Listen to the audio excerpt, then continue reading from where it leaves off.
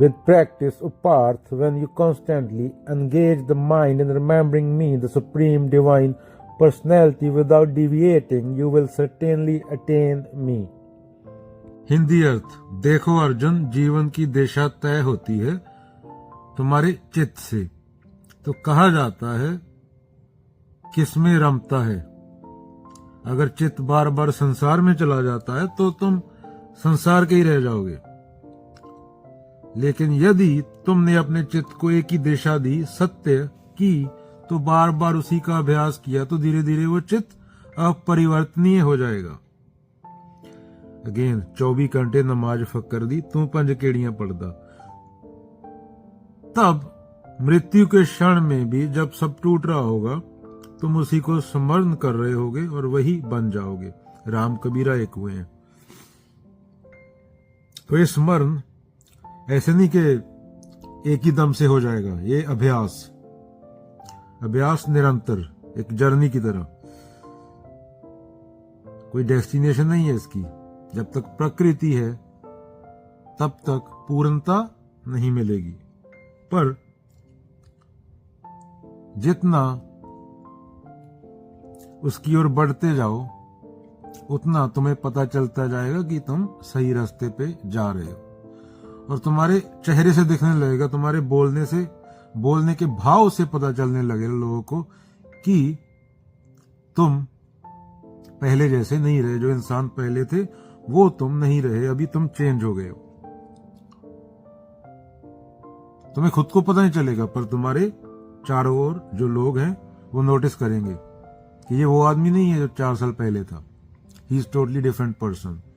अभ्यास लगातार चलता रहता है, निरंतर लगातारता। जब मन शुद्ध होता जाता है तो आदमी उसकी ओर बढ़ रहा होता है, पूर्णता की ओर बढ़ रहा होता है, सत्य की ओर बढ़ रहा होता है। तो अभ्यास योग की बात हो रही है, वो सिर्फ बैठ के ध्यान करना नहीं है, ये जीवन की दिशा है।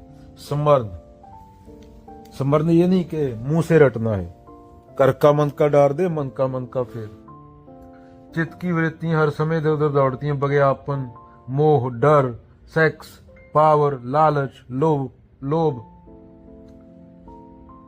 लेकिन जिसने अपने जीवन का केंद्र सिर्फ सत्य को बना लिया, जैसे अर्जुन को सिर्फ चिड़िया की आंख दिखाई देती थी, वो हर समय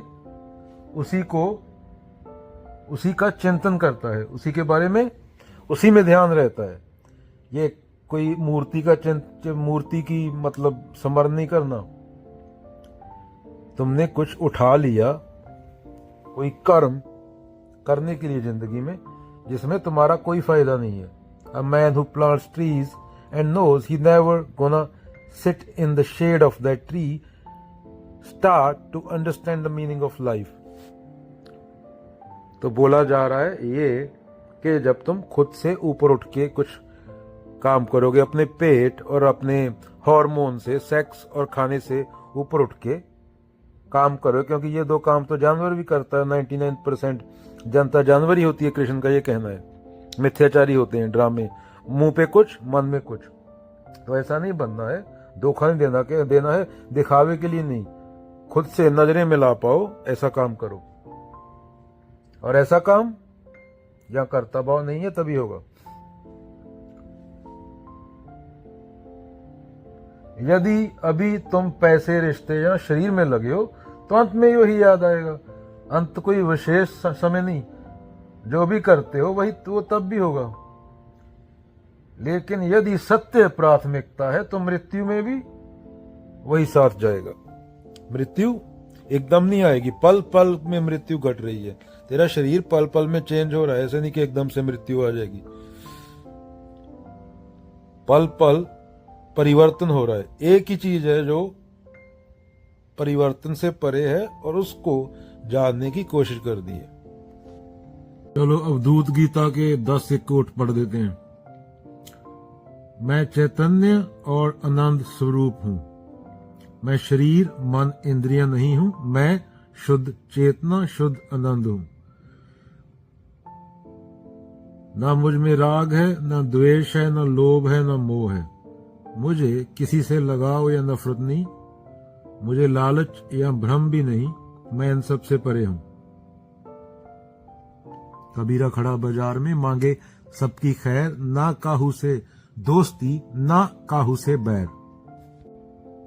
ना पुण्य न पाप न सुख न दुख, मैं इन सब द्वंद्वों से परे हूं। जो मैं हूं वह इनमें से कुछ भी नहीं है। यह सब कुछ सत्य है, जो कुछ भी दिखता है वह सब सत्य है। एक ही सत्य हर रूप में है, एक मूर्त अनेक दर्शन, कीने रूप अनेक, खेल खेल खेल खेलन अंत को फिर एक। मैं शरीर मन और इंद्रियां नहीं हूं, मैं शुद्ध चेतना शुद्ध आनंद हूं। मैं अकेला पूर्ण हूं, ना मैं किसी से जुड़ा हूं ना किसी से अलग, ना मुझसे कोई बंधु है ना कोई गुरु। मैं शरीर और प्राण के मेल से प्रभावित नहीं होता। शरीर सांस मन ये मुझसे अलग है, मैं इनसे अछूता शुद्ध सत्य हूं। अवधूत गीता के कुछ कोट्स थे, अभी एक जिड्डू का कोट पढ़ देते हैं ट्रुथ पे। ट्रुथ हैज नो पाथ, सत्य का कोई रास्ता नहीं है। And that's the beauty of truth, it is living. A dead thing has a path to it because it is static.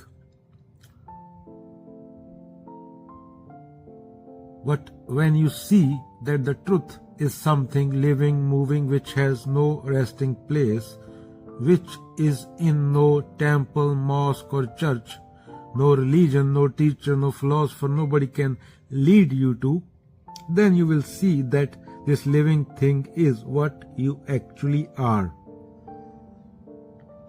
Truth is pathless land.